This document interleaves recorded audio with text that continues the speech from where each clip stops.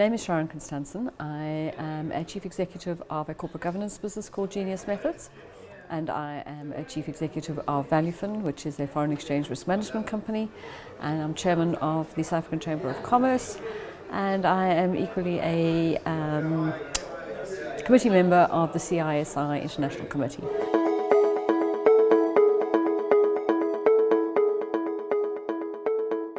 I think what goes wrong starts with the chairman.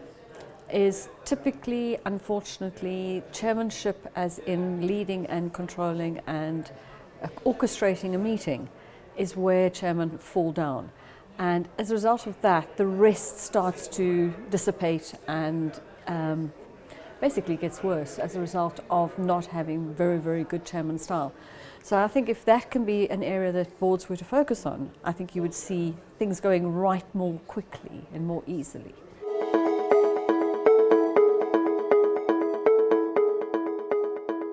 Trying to get board members to recognize the impact of their own behavior on those around them, understanding what it means to challenge and debate rather than instruct, and to work out how to understand the bigger strategic agenda in their conversations.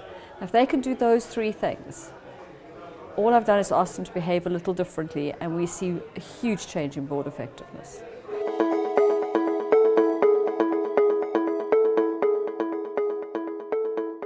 Oh yes, hugely. Yeah, there's been a major change since the Walker Review, which was 2009, came out effective just after that. A massive change, and the appetite and the acceptance of it has improved. Look, nobody wants a board evaluation, no chairman wants to be criticised or to be told there are some improvements that they could consider. So generally people are still reluctant, but the marketplace in terms of the providers have matured, and the receptiveness of boards to actually going down the journey of a board evaluation in an effective manner has improved.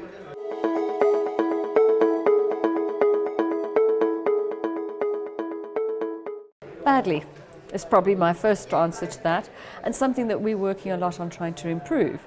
So you've got a circumstance where they see that as the enemy, they don't see it as being the trusted colleague. And if you think about it, NEDs and the CEO have actually the identical goal in mind. They are your best friend.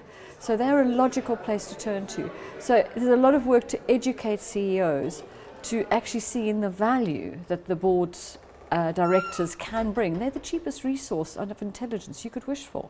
Use it. So that's what we feel it doesn't work the best it could.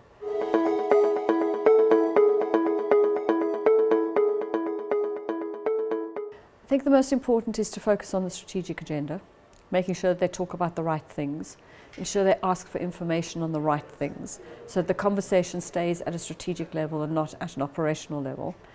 I think it's very, very important that chairmen ensure that the board holds the executive to account and that they are very, very mindful of the risk agenda. So if I were to look at those three things, I would say that is where chairmen can make the biggest difference, and that in turn would bring huge value to the executive.